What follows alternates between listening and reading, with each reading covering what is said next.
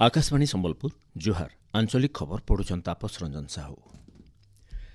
राज्य सरकारी रेकर्ड थी विकृत बनान के संशोधन करवार लगी 26टा जिलार 64टा जगार इंग्राजी बनान के चूड़ांत करी कैबिनेट रो अनुमोदन मिली बोली मुख्य शासन सचिव अनु गर्ग सूचना देछन। गलाकाल मुख्यमंत्री मोहन चरण माझींकर अध्यक्षता लोकसेवा भवन होइथिबार कैबिनेट बैठक उतरु सूचना देकरी श्रीमती गर्ग कहिछन ई अनुमोदन उतरु राज्य सरकार गेजेट विज्ञप्ति जरिए केंद्र सरकार गृह मंत्रणालय के जनाबे। इतार सहित 6टा विभाग 8टा प्रस्ताव के अनुमोदन मिली। से भितरे हस्ततंत बयन हस्तशिल्प विभाग 2टा, गृह निर्माण और नगर उन्नयन विभाग और पंचायत आउ पानीय जल विभाग, साधारण प्रशासन और साधारण अभियोग विभाग, विधि विभाग गोटे लेखा, राजस्व और विपर्यय परिचालना विभाग 2टा प्रस्ताव के अनुमोदन मिली। भुवनेश्वर एवं सोमवार दिन होबार के थिबा मुख्यमंत्री जन अभियोग शुणाणी कार्यक्रम बंद रहा। से दिन सरकारी छुट्टी दिन पड़ुथिबारनु इ निष्पत्ति निया जाइथिबार साधारण प्रशासन और साधारण अभियोग विभाग तरफ सूचना मिली। परवर्ती अभियोग शुणाणी तारीख गणमाध्यम जरिए लोक जन दिया। मुख्यमंत्री मोहन चरण माझी गलाकाल भुवनेश्वर लोकसेवा भवन एवं 25-28 तारीख तक हेबार के थिबा भुवनेश्वर फिल्म फेस्टिवल 2026 कार्यसूची के उन्मोचन करिछन।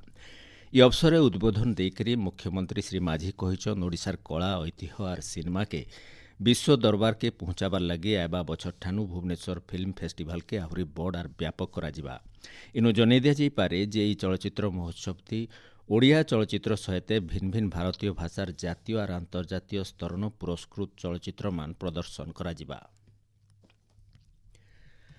पंचायती राज मंत्री रविनारायण नायक बौद्ध जिला गस्तती आसिकरी जिलार भिन्न भिन्न इलाका बुली देखिछन। इ समय थी श्री नायक कंटामाल ब्लॉक भिन्न भिन्न इलाका बौद्ध ब्लॉक मुंडापड़ा आमझरी बघियापड़ा पंचायत भिन्न भिन्न गाँ जाइकरी सेनो पीबार पानीर समस्या बाबदे विभागीय अधिकारी मानकर संगे आलोचना करथिले। इतार उतरु मंत्री श्री नायक गुंदुलिया पंचायत तिलपंका ठानु कंधमाल सीमात ग्राम उन्नयन रास्ता बाबदे भी अधिकारी मानकर संगे आलोचना करथिले। संबलपुर प्रसिद्ध शीतलषष्ठी यात्रा के शांति श्रृंखला और सुरुखुरुति पालन करवार लगी गलाकाल संजबेले Uttaranchal police range IG Himanshu लालकर अध्यक्षता गोटे बैठक हो जाइए। आईन श्रृंखला भिड़ और ट्राफिक नियंत्रण उपरे बैठक आलोचना करा जाइथिला। बैठक जिलापाल सिद्धेश्वर बलिराम बोंदर, आरक्षी अधीक्षक मुकेश भामू, एसएमसी कमिशनर रेहान खत्री प्रमुख जोग देइथिले। भोटर तालिका के निर्भुल और स्वच्छ करवार लगी राज्य चलीथिबार स्वतंत्र सघन संशोधन एसआईआर अभियान थी गला 14 दिन भितरे 97.63% भोटर पाखे गणना फर्म पहुंचबार थी बूथ स्तरीय अधिकारी माने सफल होइछन।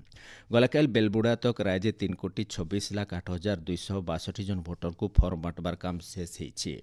इ संशोधन प्रक्रिया थी फर्म बंटन और दाखल समय जून 28 तारीख रही। से जेन भोटर माने अब तक फर्म दाखल नाई करी सेमानकु धारित समय भितरे दाखल करबार के प्रशासन तरफ अनुरोध करा जाइछे।